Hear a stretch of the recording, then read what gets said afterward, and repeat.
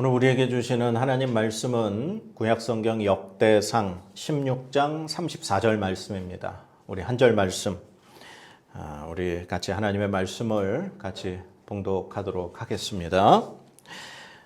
여호와께 감사하라. 그는 선하시며 그의 인자하심이 영원하미로다. 아멘.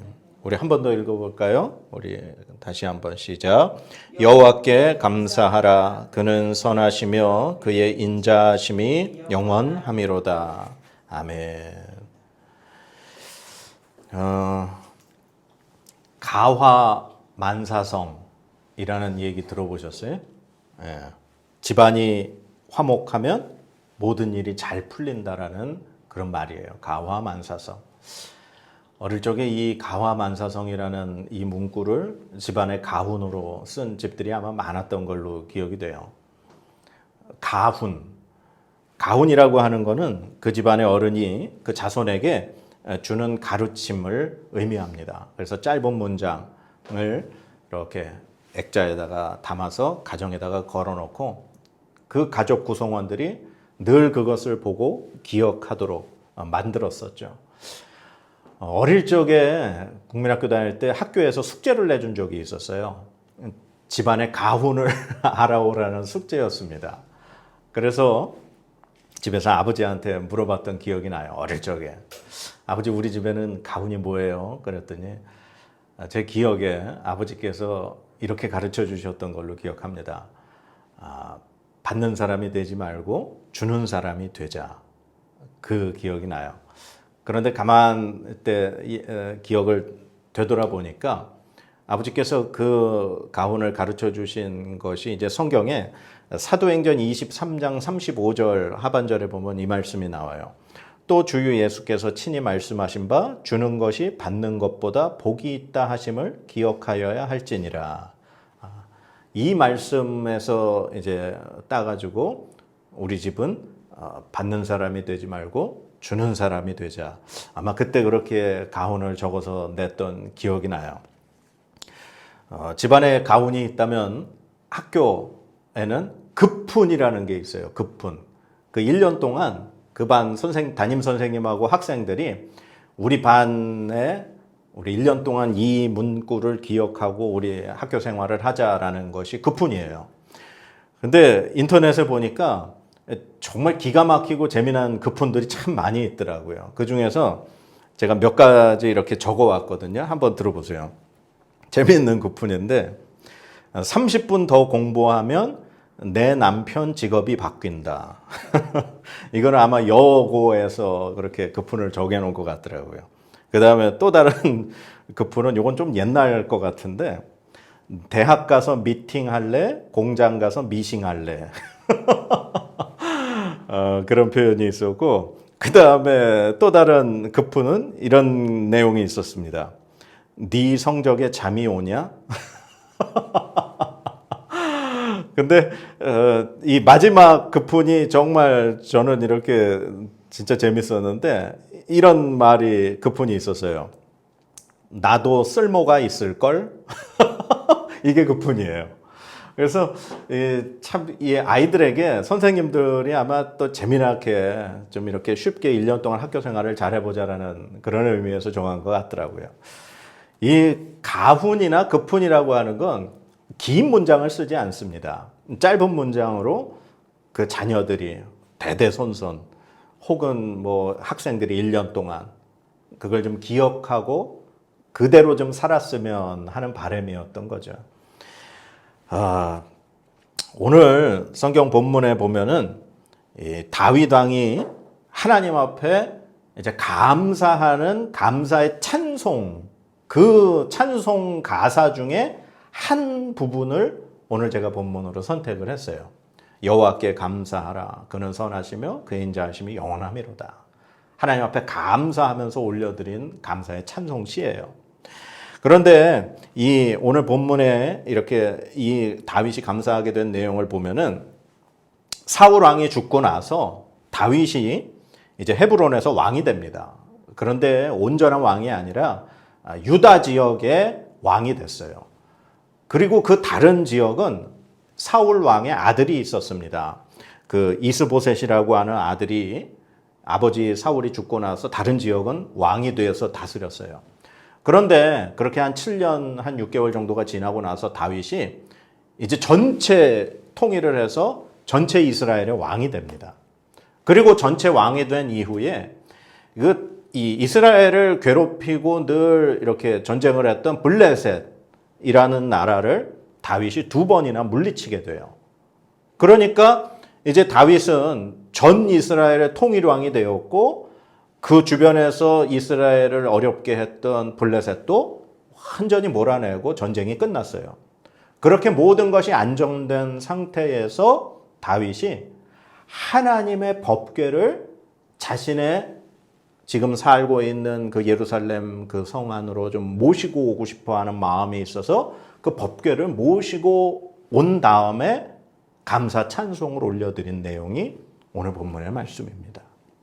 이 법궤에 대해서 좀 같이 좀 잠깐 나눠볼 건데, 이 법궤는 우리가 잘 알다시피 하나님께서 그 친히 모세에게 주셨던 2 돌판에 하나님이 기록하신 10계명이 기록된 그 2 돌판을 담아두는 것이 법궤입니다. 그래서 이 법궤는 이 모세에게 하나님이 성막을 만들라고 하셔서 그 성막 가장 안에 지성소에 두는 것이 법궤였습니다. 그런데 그 법궤는 사실 세트가 있죠. 제가 한번 설교를 했던 것 같은데 그 법궤 위에 뚜껑, 그 뚜껑은 속죄소라고 그랬습니다. 그래서 이 속죄소는 순금으로 만들었는데 2 그룹 천사들이 날개를 이렇게 맞대고서 이렇게 있는 그 형상을 조각을 해 놓은 거예요. 그래서 그 속죄소는 법궤 위에 늘 덮어놨습니다. 그런데 성경에 보면은 그 광야 생활 40년 동안 이 모세가 하나님의 성막을 이렇게 들은 대로 짓고 그곳에 늘 번제단이 있어서 하나님 앞에 제사를 드리고 아론은 거기서 대제사장으로 섬기고, 그리고 그 가장 안에 있는 지성소에 있는 법궤에서는 모세가 늘 그 속죄소에서 하나님을 만나고 하나님으로부터 말씀을 듣는 그런 일이 벌어졌었던 곳이 성막이고 바로 이 법궤였어요. 그런데 이 가나안 땅, 하나님이 약속하신 가나안 땅에 들어가고 난 이후에는 이 속죄소에 대한 이야기는 하나도 나오지 않습니다. 그리고 이 법궤가 이제 처음에 실로라는 곳에 있었어요. 이 실로는 우리가 알듯이 이 사사기 시대를 지내면서 마지막 사사라고 할 수도 있는 이 사무엘 시대에 이 엘리 제사장이 모시고 있었던 그곳이에요. 그 이 실로에 법궤가 있었는데 바로 사무엘이 이 법궤 곁을 지키면서 잠을 자다가 하나님 앞에 처음으로 부르심을 받고 사명을 받은 그것이 바로 그 실로라는 곳이었어요. 그런데 그 속죄소, 그 법궤를 덮는 뚜껑은 어디 있는지 알지도 못했어요. 성경에 나오지도 않습니다. 그리고 이 법궤는 어디에 있어야 된다 그랬어요? 성막의 지성소에 있어야 된다 그랬는데 나중에 이제 성경을 쭉 보면은 성막 그리고 제물을 불태워 드리는 번제단은 우리 솔로몬이 왜 1000번제 드린다 그러죠? 솔로몬이 1000번제를 드린 곳이 기브온이라고 하는 산당이에요. 근데 그곳에 성막과 이 번제단은 있었어요. 그런데 법궤는 반드시 성막과 함께 그 지성소 안에 있어야 하는데도 불구하고 이스라엘 백성들이 가나안 땅에 들어가서 그곳에 정착하고 사사기 시대를 보내는 동안에 속죄소는 어디로 갔는지도 없어졌고 법궤는 실로에 있고 성막과 번제단은 기브온 산당에 있고 완전히 엉망이 돼버린 거예요. 하나님께서 가르쳐 주신 모세를 통해서 가르쳐 주신 그 율법대로 이스라엘 백성들은 살지도 않았고 하나님이 함께 거하셨던 그 성막의 모든 것들은 다 흩어지고 엉망이 돼버린 거예요. 그만큼 이 사사시대를 거치면서 이스라엘 백성들이 하나님을 향한 그 신앙은 완전히 무너져 버렸던 거예요. 그래서 그 실로에 있던 그 법궤가 이 블레셋하고 이스라엘이 전쟁을 할 때 패하게 됩니다. 지게 돼요. 그랬더니 이스라엘 백성들이 우리 그러면 법궤를 모시고 전쟁터로 가자. 그래서 그 실로에 있던 법궤를 가지고 전쟁터에 나갔다가 어떻게 돼요? 우리가 잘 알듯이 뺏깁니다. 전쟁에서 패하게 되고 뺏기게 되고 그 사건을 듣고 결국 엘리 제사장은 죽게 되고 그래서 그 법궤가 블레셋 땅에 가게 돼요. 그런데 그곳에 블레셋 땅에 갔다가 하나님이 그곳에 벌을 내리시니까 이 블레셋 사람들이 그 법궤를 새 수레에다가 이렇게 실어가지고 베세메스로 보내게 되죠. 그런데 그 베세메스에서 있던 그 법궤는 나중에 기럇 여아림이라는 곳으로 옮겨지게 됩니다.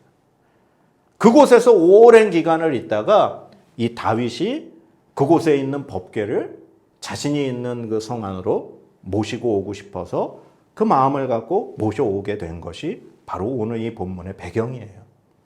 그런데 이 하나님께서 이 다윗이 그러면 왜 이 법궤를 자신에게 모셔오고 싶은 마음이 있었느냐? 역대상 13장 3절에 보면은 이 말씀이 기록이 되어 있습니다. 다윗의 말이에요. 우리가 우리 하나님의 궤를 우리에게로 옮겨오자. 사울 때에는 우리가 궤 앞에서 묻지 아니하였느니라. 즉, 이 말이 뭐냐 하면은 이 신명기까지 이 모세를 통해서 하나님이 주신 그 이스라엘 백성들에게 주신 율법에 보면 하나님은 늘 속죄소에서 다윗을 만나고 모세를 만나고 모세에게 하나님의 말씀을 전하셨어요. 그 법궤 위에 속죄소 그곳이 하나님께서 만나시는 장소였다라는 거예요. 이 다윗은 그것을 이제 알고 기억을 했던 겁니다. 그래서 이 법궤에서 하나님께 뜻을 구하고 물어야 하는데 자신의 전 왕인 사울 왕은 그러지 않았다라는 거예요. 그래서 자신은 그러고 싶어서 그 하나님의 법궤를 기럇 여아림에서 지금 모셔오자라고서 그 마음을 가지고 모셔왔다라고 하는 겁니다. 즉 다윗은 이 하나님의 법궤를 자신의 곁에 두고 하나님께 늘 뜻을 구하고 하나님 앞에 물어보면서 하나님과 함께 살고 싶어하는 마음이 있었다라는 사실입니다. 그래서 결국 다윗은 자신이 사는 그 예루살렘 성에 장막을 만들어 놓고 그곳에 하나님의 법궤를 모셔왔어요. 그래서 바로 그것을 다윗의 장막이라고 표현을 하는 겁니다. 하나님께서 거하실 그 법궤가 거하실 곳을 위해서 다윗이 만들어 놓은 장막. 아직 하나님의 성전, 예루살렘 성전은 만들어지지 않았어요. 왜냐하면 예루살렘 성전은 다윗의 아들인 솔로몬이 만들게 되니까.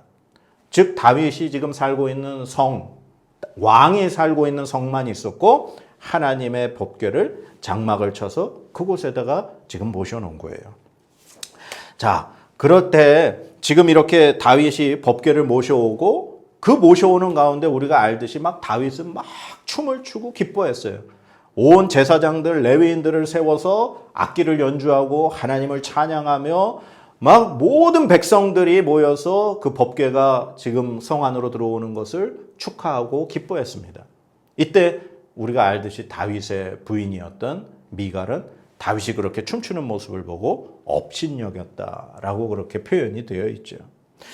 그러면 지금 이렇게 다윗이 통일왕이 되고 다 이스라엘을 괴롭히는 그 블레셋도 2번이나 전쟁에서 물리치고 모든 것이 편안한 그 상태에서 하나님의 법궤를 자신이 성 안으로 이렇게 모셔오니까 얼마나 기쁘고 즐겁겠어요. 그래서 하나님 앞에 감사하면서 이 찬송을 부르고 감사 찬송을 불었다. 우리 그렇게 생각할 수 있어요. 그런데 다윗은 이렇게 모든 것이 평안하고 감사한 일이 있을 때만 하나님을 찬양했는가? 아니라는 거예요. 우리가 이제 시편이라고 알죠? 시편은 이스라엘 백성들이 하나님 앞에 찬송을 올려드리는 그 찬송의 가사가 모여 있는 것이 시편입니다. 그런데 시편의 대부분은 다윗이 지은 시편들이에요. 이 다윗은 하나님 앞에 감사할 일만 있었느냐? 그렇지 않다라는 겁니다. 이 다윗이 블레셋하고 전쟁을 할 때 골리앗이라고 하는 엄청난 이 장군이 나왔을 때 이스라엘 백성들이 벌벌벌 떨고 있을 때 다윗이 나아가서 하나님의 이름을 의지하고 나아가서 골리앗을 물리치고 승리를 하게 됩니다. 그리고 그 다윗은 사울 왕의 사위가 돼요. 그런데 문제는 그때부터 우리는 마치 다윗이 골리앗을 이기고 사울 왕의 사위가 되고 나서 계속해서 승승장구하고 일이 잘 풀렸을 거라고 생각을 하지만 다윗이 사울 왕의 사위가 된 그 순간부터 사무엘상 19장에서 마지막 31장 사울 왕이 죽는 그 순간까지 다윗은 도망 다녔습니다. 사울 왕의 사위가 된 그 순간부터 사울 왕은 다윗을 죽이기 위해서 끊임없이 노력을 하고 사람들을 보내고 그 결과 다윗은 성에서 도망 나와서 도망자의 신세가 됐어요. 수없는 기간 동안을 도망 다니면서 생명의 위협을 느끼면서 그렇게 살았어요. 그리고 심지어는 아까 다윗이 골리앗을 죽였다고 했는데 그 골리앗의 나라가 블레셋이었어요. 심지어 다윗은 그 블레셋 땅에 망명을 해서 살 정도였습니다. 사울 왕이 죽는 그 순간까지 이 다윗은 블레셋에 망명을 해서 사울의 손길이 안 미치는 그 땅에 가서 살았었어요. 얼마나 비참한 삶이었습니까?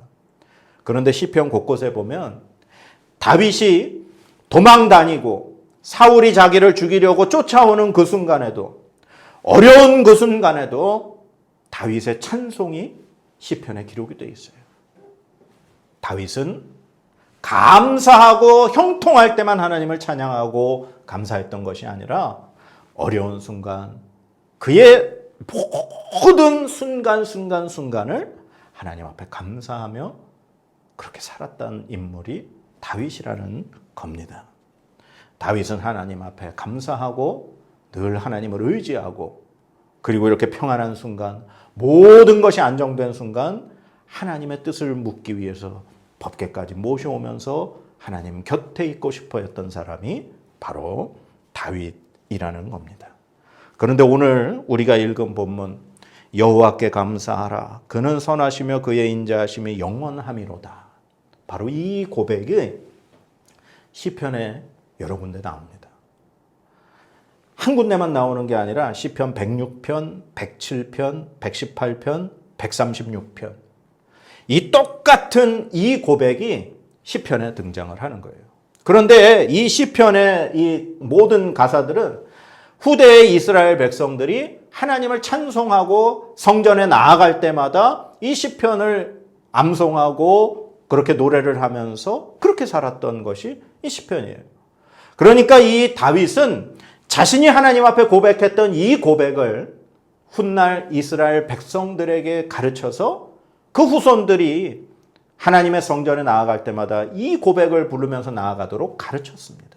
마치 그 집안의 가훈을 정해놓고 훗날 후대의 후손들이 그 가훈을 가슴에 새기기를 바라던 마음으로 다윗은 이 고백을 후손들에게 가르쳤다라는 내용입니다.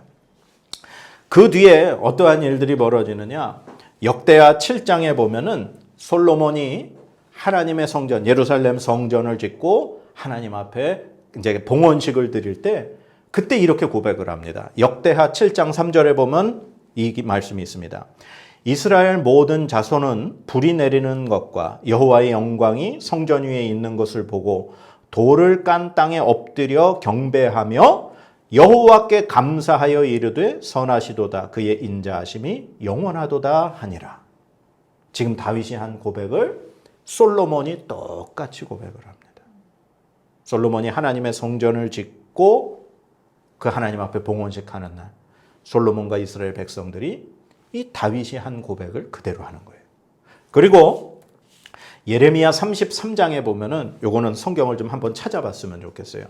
예레미야 33장에 보면은 하나님께서 예레미야 선지자를 통해서 지금 너희들이 바벨론으로 포로로 잡혀갈 것이다. 그곳에서 70년 동안 너희들이 고통을 당할 것이다. 그러나 내가 약속을 기억해서 너희들을 다시 반드시 회복시켜서 지금 이 예루살렘 성이 다시금 놀라운 회복의 자리가 될 것이다 라고 하는 것을 예레미야를 통해서 이야기하고 계십니다. 그때 이 고백이 나옵니다. 예레미야 33장 10절에서 11절 말씀. 우리 같이 한번 읽어보겠습니다. 시작. 여호와께서 이와 같이 말씀하시니라. 너희가 가리켜 말하기를 황폐하여 사람도 없고 짐승도 없다 하던 여기 곧 황폐하여 사람도 없고 주민도 없고 짐승도 없던 유다 성읍들과 예루살렘 거리에서 즐거워하는 소리, 기뻐하는 소리, 신랑의 소리, 신부의 소리와 및 만군의 여호와께 감사하라. 여호와는 선하시니 그 인자하심이 영원하다 하는 소리와 여호와의 성전에 감사제를 드리는 자들의 소리가 다시 들리리니 이는 내가 이 땅에 포로를 돌려보내어 지난 날처럼 되게 할 것임이라. 여호와의 말씀이니라. 아멘. 하나님께서 이스라엘 백성들이 바벨론 포로에서 반드시 다시 돌아와서 이 땅에서 이러한 소리가 날 것이다 라고 하면서 말씀해 주시는 것이 바로 여호와께 감사하라. 여호와는 선하시니 큰 인자하심이 영원하다. 이런 소리가 들릴 것이다 라고 하나님이 에레미야를 통해서 말씀하시는 거예요. 정말 이 하나님의 약속대로 이스라엘 백성들이 바벨론의 포로로 잡혀갔다가 돌아오게 됩니다. 그리고 다시 돌아와서 스룹바벨이라고 하는 사람을 중심으로 이스라엘 백성들이 다시 모여서 성전을 재건을 하는 일이 벌어져요. 그게 바로 이제 에스라 3장에 있는 내용인데 구약 성경 714페이지거든요. 에스라 3장 10절에서 11절 우리 같이 한번 읽어보겠습니다. 건축자가 여호와의 성전의 기초를 놓을 때에 제사장들은 예복을 입고 나팔을 들고 아삽 자손 레위 사람들은 제금을 들고 서서 이스라엘 왕 다윗의 규례대로 여호와를 찬송하되 찬양으로 화답하며 여호와께 감사하여 이르되 주는 지극히 선하심으로 그의 인자하심이 이스라엘에게 영원하시도다 하니 모든 백성이 여호와의 성전 기초가 놓임을 보고 여호와를 찬송하며 큰 소리로 즐거이 부르며 아멘. 지금 이 찬양에도 보면 여호와께 감사하여 이르되 주는 지극히 선하심으로 그의 인자하심이 이스라엘에게 영원하시도다. 분명히 이 다윗이 한 고백이 그 뒤에 아들 솔로몬이 성전을 건축할 때 똑같은 고백을 하고 하나님께서 이스라엘 백성들이 포로로 잡혀갔다가 돌아오실 것을 예언하실 때 똑같은 고백을 할 거다라고 말씀하셨는데 실제로 이스라엘 백성들이 포로에서 돌아와서 이 스룹바벨을 중심으로 성전을 재건했을 때 한 고백이 똑같은 고백을 합니다. 그런데 10절에 아까 그 에스라 3장 10절에 보면 마지막 부분에 이스라엘 왕 다윗의 규례대로 이 말이 등장을 합니다. 즉 다윗이 가르쳐 놓았다는 겁니다. 너희들이 성전에 나올 때 이 고백으로 하나님 앞에 감사를 드려라 라고 하는 그 다윗의 규례대로 훗날 이스라엘 백성들은 감사를 똑같이 드린다는 사실입니다. 우리가 10월, 11월 달 되면은 추수감사주일이라고 각 교회에서 드립니다. 과일도 올려놓고 뭐 데코레이션도 하고 1년 동안의 그 감사를 기억하면서 하나님 앞에 추수감사주일 예배를 드리죠. 그 추수감사주일 예배 때만 되면 지난 1년을 되돌아보게 되고 하나님 우리에게 베풀어 주신 은혜가 무엇일까? 감사한 일이 무엇일까? 그런 걸 이제 되돌아보게 됩니다. 그런데 우리가 이 추수감사주일에만 하나님 앞에 감사를 드릴 것이 아니라 어떤 감사한 일만 있을 때 감사를 드리는 것이 아니라 오늘 다윗처럼 자신이 모든 것이 평안하고 모든 것이 안정됐을 때 하나님 앞에 감사를 드리는 것이 아니라 그는 일평생 어려운 일이 있건 좋은 일이 있건 감사한 일이 있건 실망한 일이 있건 그는 하나님을 찬양하고 감사했습니다. 바로 이 다윗과 같은 믿음이 우리에게 있어야 할 줄로 믿습니다. 어느 한 특정한 순간, 한 특정한 계절, 어느 특별한 시간에만 감사하는 것이 아니라 우리가 매 순간 하나님 앞에 감사해야 될 줄로 믿습니다. 사랑하는 여러분, 하나님은 우리에게 늘 감사의 마음을 받으시기를 원하십니다.